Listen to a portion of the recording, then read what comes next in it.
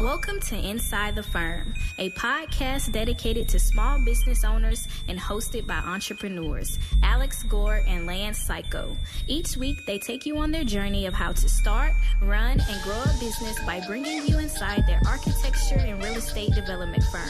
Get a behind-the-scenes tour of how these business leaders manage their clients and foster company culture while creating new and innovative projects.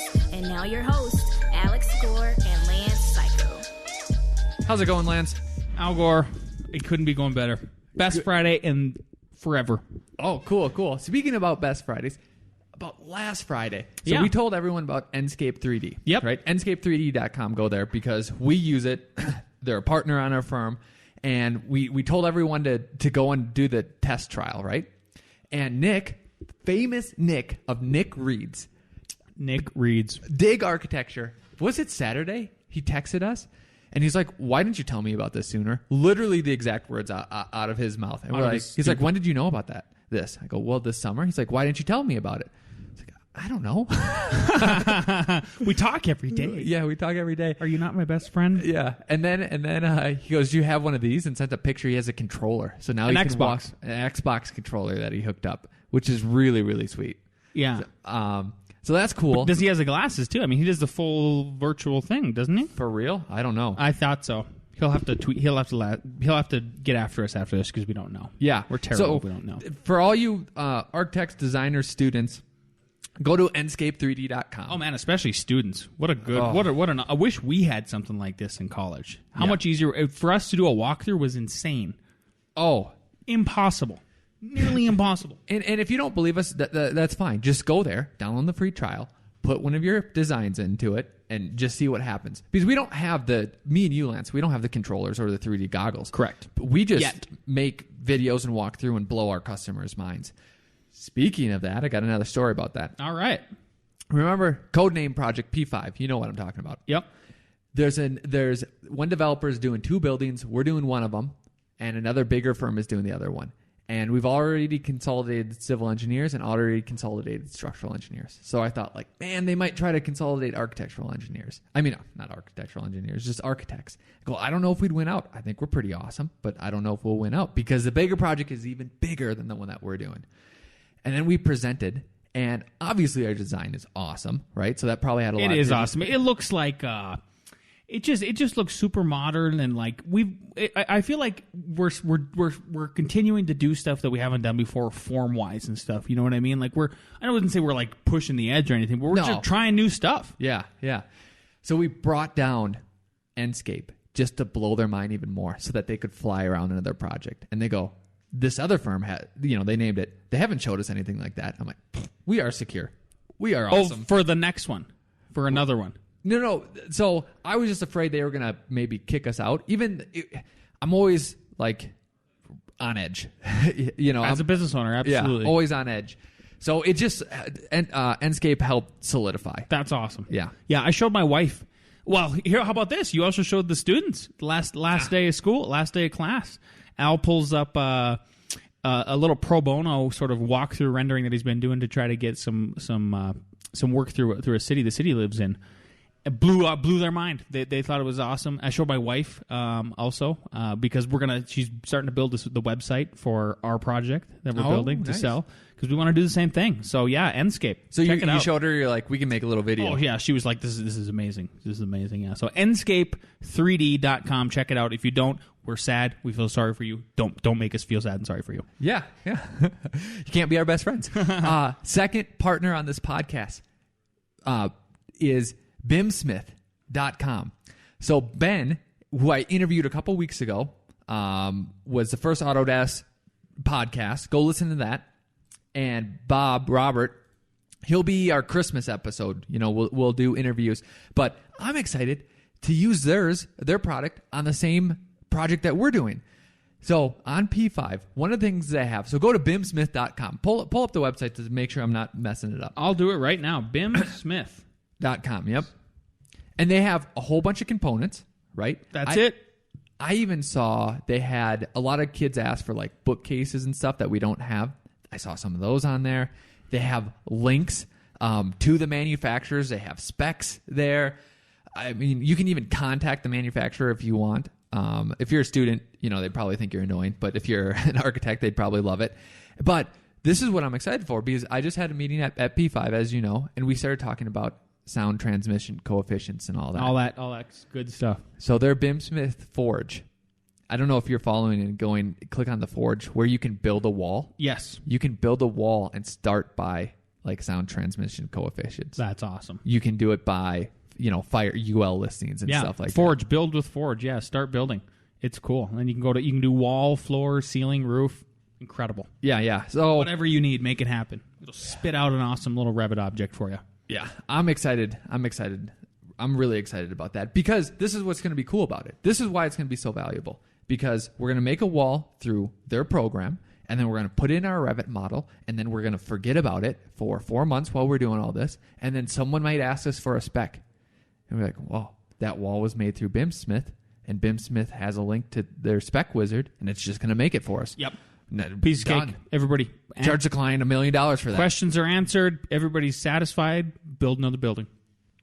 Moving on. Rock and roll. Moving on to breaking ground. Speaking of building another building, Al Gore, it is the best Friday in a long time. It's always a good Friday, but yeah, it's an amazing Friday. I had trouble sleeping last night, even though it wasn't anything bad. It was a good trouble sleeping. Like, my wife was like, okay, yes, I understand. You're breaking ground tomorrow. Oh, do you understand? Yeah. So so we broke ground today. Technically, I was out there this morning with. We pulled the permit on Tuesday. So how about this? Monday of this last week, we closed on our loan. It was amazing how it all worked out. Literally a 7-day process compared to months of trying to deal with a traditional bank. What's crazy about this timeline is that we haven't talked to our fans. I'm going to call everyone a fan and a friend, our FFs, fan friends, in a week. And in that week, we've closed on funding, pulled the building permit, got the ground guys and foundation guys lined up, and they're digging a hole. Yep. That all happened. And we're heading into an amazing week in Colorado, and as far as weather goes. So on Wednesday and Thursday of next week, it's going to be over 60 degrees, and it won't freeze. And my foundation guys are going, like, they're jumping for joy. Like, we think we think we've got this. This is literally my Christmas present. I told my wife, I was like, I don't need anything from anybody. I don't need anything from anybody. I'm happier than a clam. I'm so happy that we're building. I'm so happy that we're on the ground and finally doing something. It feels amazing, dude. I forgot to mention too, besides that we got funding, then we put in for our first draw, and then received our first draws. Like, the same day. Yeah. So funding, we closed on Monday. Then on Tuesday, I put in a draw request in the morning. We had our funding by around 2 p.m. that day. I ran to the building department, pulled the permit because city council was reading the housing ordinance, and Alex and I are paranoid about that somehow there would be some kind of a thing that would not let us, pull the permit, and we'd be subject to all these other crazy things. So we got that through in the nick of time, and then had everybody lined up. Met with my subs on Wednesday, and at first they were saying, "Oh yeah, we probably can't start until after Christmas, maybe around Christmas." And I go, "Well, what if I cut you a check? The day you showed up." Oh well, and then I got a text later, and he hot about it a little bit more, and then I got a text that night. That on the Wednesday, just 2 days ago, and they said, "Oh yeah, we'll be out there Friday." Okay, awesome. Yep, good. Also got a storage container on site too. Yep. Got our little mini office set up. I got this afternoon. I got to run back there and put some WD-40 on those hinges because Chencho and I had a hell of a time trying to get them open. Got all the drawings. Do you know we have to have colored drawings? Do you know this? So.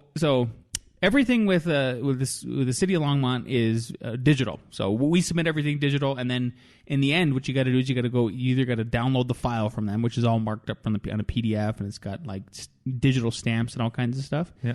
So I had to go in there with a flash drive, and because it was so big, it was like 50 megabytes or something like that. Couldn't email it, and then take it to the printer and go get it printed in color, and then it's got to stay on the job site. Nobody can touch it. Don't touch it. All this other good stuff. Are you making a table or something out there? Oh, yeah. So Al Gore doesn't even know about this. So I went to Ace Hardware, bought a table, got 2 chairs, got a garbage can, Went and made extra keys for the shipping container. Went and asked the city if we needed that those are your keys. So then I have even more extra keys. So the guys have them now because I have a set of keys. So you're gonna give them to the guys. Yep, or we'll just leave them in the office, and they say, "Hey, if you need to go out there for whatever, for whatever reason." Yep. I'm telling this to Al because he doesn't even know what I did. Stopped in the city this morning. Met with the engineer Ella, who we worked with, and asked her about if we needed to do all this erosion control. All we have to do is a traction pad. It's such a small site. We already have the fence up. We're good to go. Everything is moving forward. Oh man! Also got a call from our plumbing and HVAC possible sub. Now all of a sudden they're hungry and looking for work, so they're going to give us they're going to work on their numbers, man, and earn it. Yeah. Instead of this summer when it was just like price gouging because everybody was so busy. So I'm actually really thankful that everything is slowing down a little bit. Yep. Everything's timing out perfectly. I'm talking a million miles a minute, and I can't be happier about it. I'm so pumped. Here we are. We're doing it, man. Woo, woo, woo, so it's just one foot in front of the other every single day on that job site, doing the right thing. Met out there met the sub this morning. I was out there for about an hour with him. We were walking around, got him oriented correctly because he actually had the buildings flipped a little bit, and by a little bit I mean literally flipped. Okay. So like front to back, and then we went over the numbers for where to set heights and all of that good stuff. So I've got him all straightened out. He's marking everything out, and then he should start digging this afternoon. Good. Okay, cool. Speaking about doing the right thing. I was meeting with one of our developers that owed us a bunch of money, just a bunch of money, right? And there's more stuff to do on the project. And they basically said, well, if we release all this money, we don't have anything to hold you, to be accountable, to be quick, to be receptive. And apparently this is what happens to is what we've heard from this particular developer is like architects will just become insanely unresponsive. That is not what we do. That is not the F9 way. We said it over and over again. Within 24 hours, we're right, call them back if you or email back or stuff like that. And so that's their way of holding them accountable. We think it's unfair because we don't do that. Well, we almost do the opposite. Pay you in advance. It's more, rather than holding it and wondering why you aren't working fast when no one's giving you any money, any gas. But what happened? So with this developer, we have always been quick to respond. We've always tackled things quickly. So when that was brought up by, part of their team, the other part of the team said, "Oh, I have no problem with releasing the money." When have they never, been slow? When have they never been quick? So just let you know, doing the right things does matter. And I just want to share that little story with you. Now, I have an opposite story. How to not do the wrong things, right? So someone like this, where everything is someone else's fault. Yep. It's almost become on a societal level, too. Like, everything is everyone else's fault. Nobody we have takes blame. Oh, absolutely. I think it's a societal problem, 100%. Yeah. People are not taking responsibility for themselves and extreme ownership. Yep, exactly. So, I was thinking about someone, not you, someone that I know that does this, and I just want to say, man, you got to stop blaming everyone because that's going to go into a spiral where you can't control it. It's everyone else's fault. You're going to get angry. So it's just crazy. And then I somehow clicked and looked in the mirror. I go, oh, I think I just did this. I just did this the wrong way, where I was blaming someone else. Right? Wow. And literally in my head, I go, there's no other way to do it though. I had to do it that way. And then guess what came on? What happened? Jocko and Peterson. And Jordan Peterson was on Jocko. And they were talking. Jordan Peterson was on Jocko? Wow, now I have to listen to Jocko. Was this recently? The last one. Okay, I got to check it out. So then I was like, man, I really need to sit down and think about this because I really like Jocko and I really like Jordan Peterson. So how was it my fault and how can I improve on it, right? So it was me and you having a fight, right? Because we both have egos. And I'm like, Lance is wrong. I need to tell him he's wrong. Right? Oh, he was all pissed off one morning. Yeah. All pissed off, right? Kind of caught me by surprise because I thought we got it out, but we didn't. Yeah. So we fought about it, right? And actually, it does. Let's take off the table. It doesn't matter who's right or who's wrong, right? Yeah. It matters how it was done. Okay. So, in my head, I was like, yeah, we had a fight. You know, we got over it because, I mean, we've known each other for 10 years and we've had fights before, right? So, you know, probably wasn't too big of a deal. But I go, well, what am I going to do the next time? What am I going to do the next time? This doesn't sound like a good thing, right? So let's say you're running the job site and, you know, I come out, you know, twice a week and like 9 out of 10 times you're doing the right thing. And then 1 out of 10 times, like, I'm like, this is wrong. Coming at you like, that is not a good relationship. Right. That is not the way to do it, right? So think about this in your own context. And when Jocko and Jordan was talking, Jocko goes, oh, you got to flank him.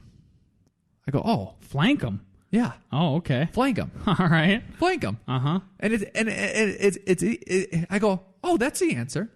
But it's very hard because I have an ego too. Yeah. So it's actually even harder. Though I keep going.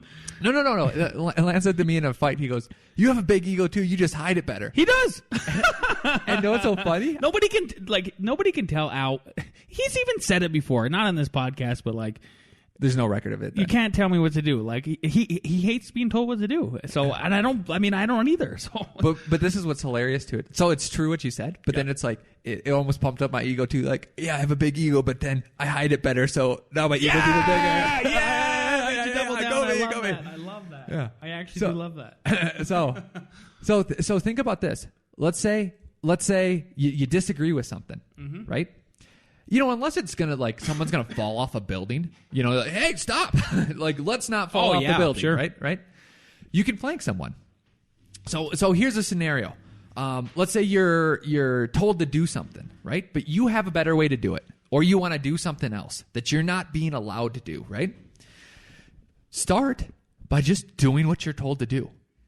Just do it. Do whatever you're told to do. Take your ego, swallow it, and do what do what you're supposed to do. Now, let's do two scenarios. Like, let's say you want to run a piece of equipment or whatever, but they're not letting you. What can you do if you're not allowed on that? You could go on lunch. You could say, hey, I'm going to hold off my lunch. I'm going to jump in there and I'm going to start playing around with this thing. And, you know, obviously don't hit anyone. You know, you have to know that you have some confidence in it. And then if you're doing a good job, like, oh, they can do that. Oh, they can do. Oh, let's give them some time, right? Or let's say it's, hey, you have to attach this system and screw it in, and you're given directions about how to do it, and you're like, he doesn't know, but I actually know a better way to do that. You know what you do in that situation? What do you do? And this can do architecture. This could do to design. You do it their way, right? You start doing it that way because you might have missed something, right? You might not have seen like why that works out, right? And they might just be telling you because they got to do a lot of marching orders to a lot of people. And then later, 2 hours, 3 hours later, you go, hey, boss, come over here. You know, hey, if I put up this way and screw it in like that, it's actually a lot quicker and it works just as well. What do you think? Well, then you would look at it and be like, huh, yeah, that does work just as well. Or it doesn't because you're missing something. Go ahead and do that way. Why would you not want the improvement? You get what I'm saying? I do get what you're saying. You know what I mean? So like the first step is like, if you're fighting an ego with an ego, take yours down, flank it, and see what happens. See what happens. Yeah. Right? Yeah. And that, yeah, you know, so I want to go back to about doing the right thing. So we had I think did we talk about this on another podcast about this garage issue and, you know, the height of the slab and how we're in a no-no and a little bit. So we had an issue come up on a project where a driveway slope ended up being way too steep, and then the city said, hey, contractor, you can't pour it. We're not the contractor. We were the designer. We weren't actually even the architect of record because we said we're designers. We're not stamping this single-family house. Anyway, what we've been doing is we've been doing the right thing the whole time, and we basically said we owned up to the issue from day one, and what it's done is it's softened the client. We actually ended up even hiring a surveyor to go out there and take a look at where things landed and everything. And then we went and reorganized everything like that. And in the end, we think it's going to work out, and we're going to be able to walk away from this thing, and nobody's going to have to spend a ton of money, and we're going to end up, you know, everything's going to be fine. But I don't know what I don't know. My lesson learned there is like, no matter what, I think it is really hard to just admit that you were wrong and something, and or like you could be wrong. But somehow, if you can get in that mindset of just from your personal to your professional life, you just seriously think about it instead of just trying to have a knee-jerk reaction against it and say like, nobody likes to be wrong. But man, does it soften the whole situation if someone on one side just admits that maybe they're, even if just maybe they're wrong. Like, okay, I could be wrong. Like, how hard is it to say like, hey, I could be wrong. Can we just figure out if I am, and then we'll solve the problem? Yeah. It seems like that's the way to go. Yeah. And so that's hard. And then I think also what I was talking about, for me, it was very hard because I was convinced that, like, I'll just hit it head on. You know what I mean? Oh yeah. So, but I was like, how do you get around that? How do you get around that? And it's feeding the ego. So Lance, think about this, because even though that we're playing the game, doesn't mean that ruins the outcome. So let's say there's something like I'm pissed off about or whatever. And I'm like, I gotta say something, gotta do something. But let's say I do, so I said, calm down, do whatever, flank it, and come around, be like, oh, you actually, good job. That was big of you to take that ego, force it back in its cage. Yeah. Back in its cage. That is actually an ego builder, because it is so hard to do that sometimes. Exactly. You get what I mean? Yeah, think about it that way. And the way I sort of backhanded complimented Al, I guess. Now I look at it and think about it like, oh yeah, you have an ego, Al, but you're better at hiding your ego. Therefore, it inflated your ego. Right. Man, there you go. Gotta keep doing that. Gotta keep doing that. Do you get where I'm saying? Like, Yeah. That's how, like, be proud if you can squash that. Absolutely. Because it's difficult. Yep. Yeah. Yep, you got it. Cool. Well, unfortunately, we don't have a Nick Reeds this episode because he's busy building himself. If you're not on any kind of social media, man, you should be on LinkedIn at least, which I guess is social media, or follow Nick on his Instagram. But Nick does a phenomenal job of posting on Instagram and his LinkedIn account, and shows us like what he's doing on the job site, because Nick is also a contractor who is building some houses. Yeah. Well, you know what? I'm excited to get to lunch and to get to the job site. So why don't we just go to the next segment and do A.R.E. Jeopardies, unless you got something else. That's it. Let's do it.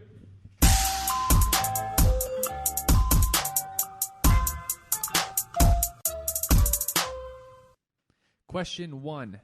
Draft stopping in concealed roof spaces shall be installed to create spaces that do not exceed A, 5,000 square foot, B, 10,000 square foot, C, 3,000 square foot, D, 1,500 square foot.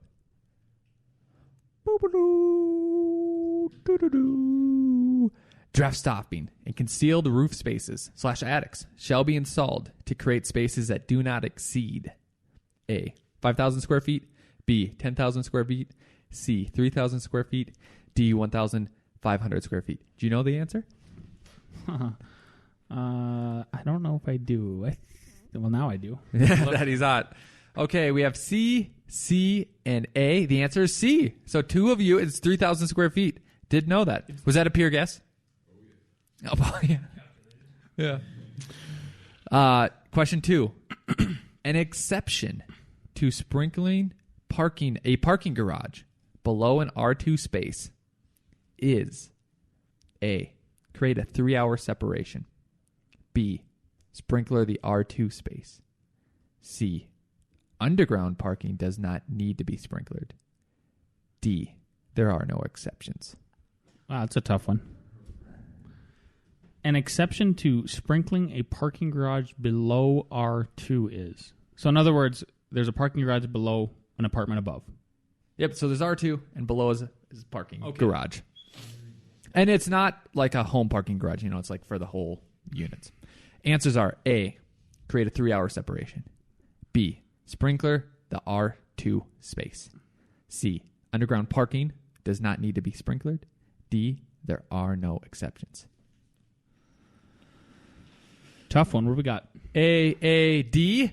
D is correct. There are no exceptions. This is crazy because you two first got it right, and then collusion. We got collusion calling. What's the count? This is 1912, which is not his area. Yep. Okay, Lance, Cayko. What is the count though? It is 1-1-1. Okay. What is stripping that is applied to exterior doors or windows to make them weather tight known as A. Exterior sealant, B. Weather stripping, C. Door and window sealant, D. Weather tight stripping. What is stripping that is applied to exterior doors or windows to make them weather tight known as A. Exterior sealant, B. Weather stripping, C. Door and window sealant, D. Weather tight stripping. What do we got, gentlemen? I'll start from left to right. A, C, and B. The correct answer is B. Weather stripping. All right, so we have 1-1-2. Here we go. Number 4, what is a solid or cord unit manufactured from gypsum plaster and used for interior non-load bearing partitions and for fire protection known as A. Concrete masonry unit, B. Gypsum block, C. Fire block, D. Plaster block. Question again? Yeah, it's a wordy one, huh? Yeah. Number 4, what is a solid or cord unit manufactured from gypsum plaster and used for interior, non-load-bearing partitions and for fire protection known as A. Concrete masonry unit, B. Gypsum block, C. Fire block, D. Plaster blocks. Got the answer in my head. I haven't looked. All right, we got B, and D. The correct answer is B. Does that mean we're tied up? That's a good thing we do the tiebreaker. Okay, tiebreaker. Everybody knows how this works. Whoever holds up their answer first is who we call on, and then second, obviously, and then third, right? Yep. Okay. Exactly. Number 5, tiebreaker. A lock that is mounted on the face of a door is known as A. Face lock, B. Door lock, C. Rim lock, D. Locky boy. Rush, then Ross. Okay. A, and B all are incorrect. Okay, next one. Next one. Anyone? Next question. No. Okay. Okay. D, which is also incorrect, which is Locky boy, obviously. Oh, sorry. Which one is C? C is correct. There we go. Jason wins. Jason wins. Yeah. Figured you were. All right. So, couple quick announcements. If you like what we're doing here, get the creativity code for everyone at your firm at Amazon.